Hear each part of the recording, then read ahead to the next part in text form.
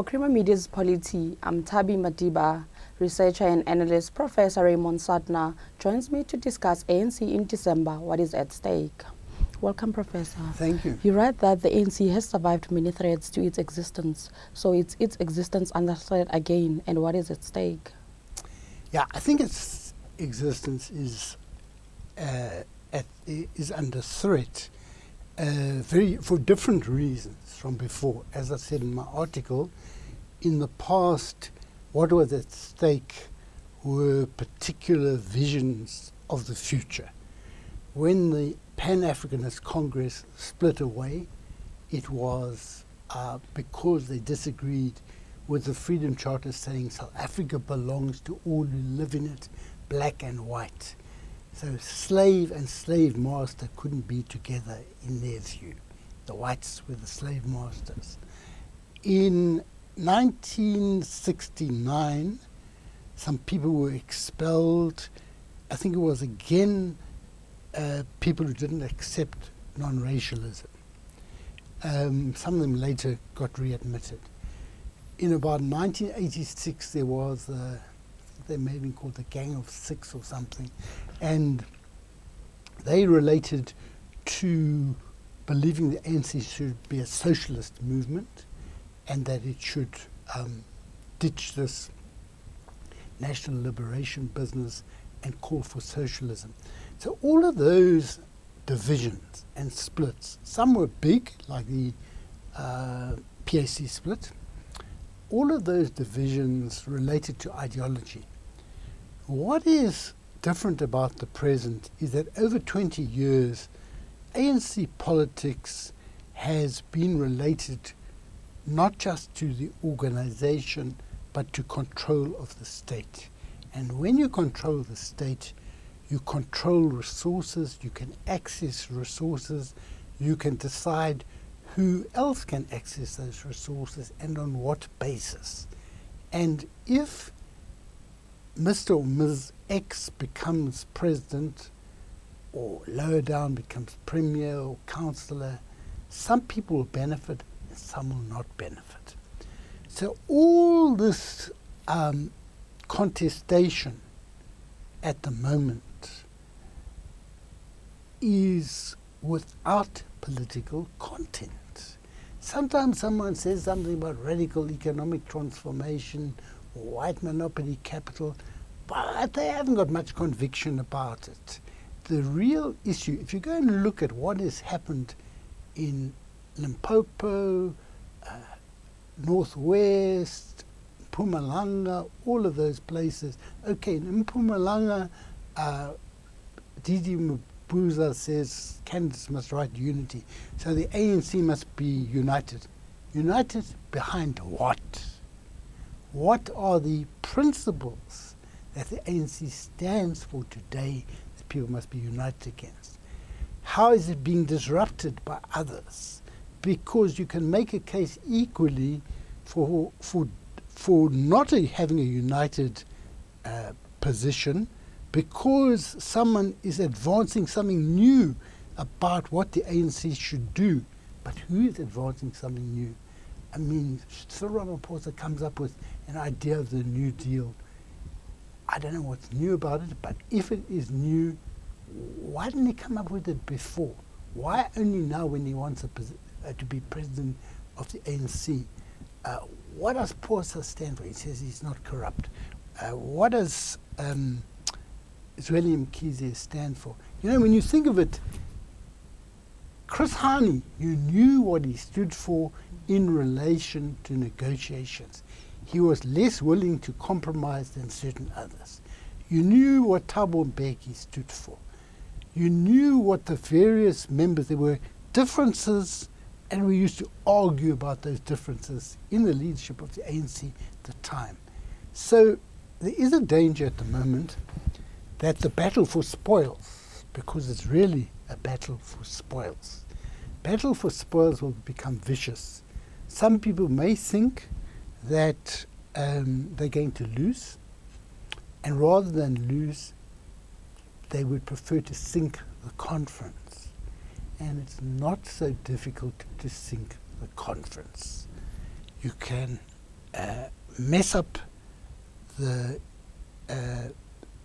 computer base so that accreditation of delegates becomes impossible. Sometimes they mess it up even unintentionally, like Vodacom was off the line or MTN was offline the other day. Very easy to put some bug there, just completely mess up that. You can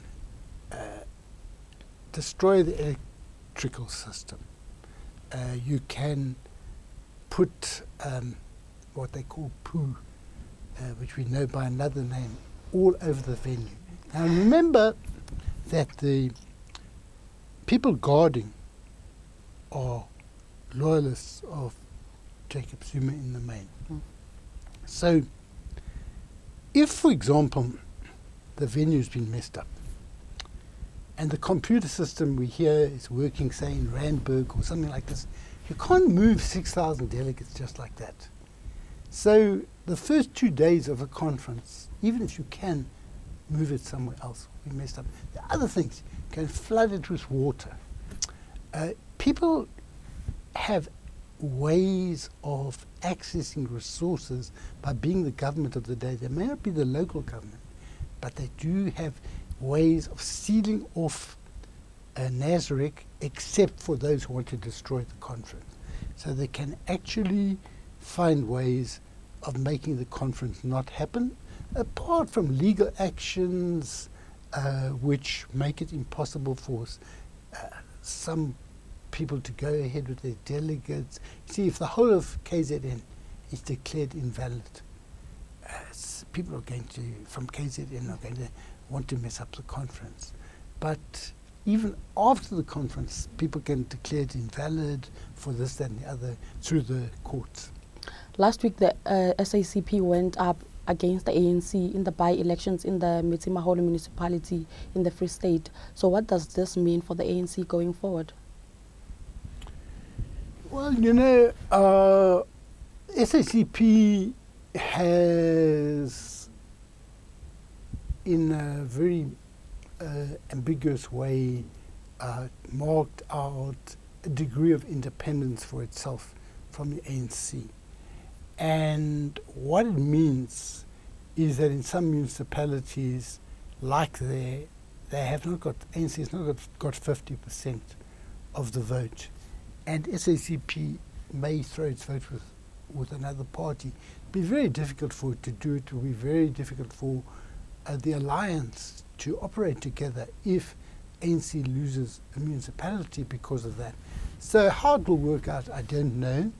But I mean, I'm not myself crediting this with a resurgence of an SACP with the imagery of principle, integrity, and all of that of Chris Hani and Joe Slover, Moses Kotane.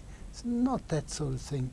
I just think that the membership is unhappy, and some of the leadership, like Sali Mapaila, has not been in Parliament or anything like that, feels very strongly about these things, but how they're going to map things out, I don't know. It is serious for the ANC because the ANC could lose 50% in 2019. But it's not, again, ideological. You know, they may feel stronger about state capture and corruption, and it may be a warning sign to the ANC. But you know, people like Zuma, you know, I don't think it's easy to warn Zuma.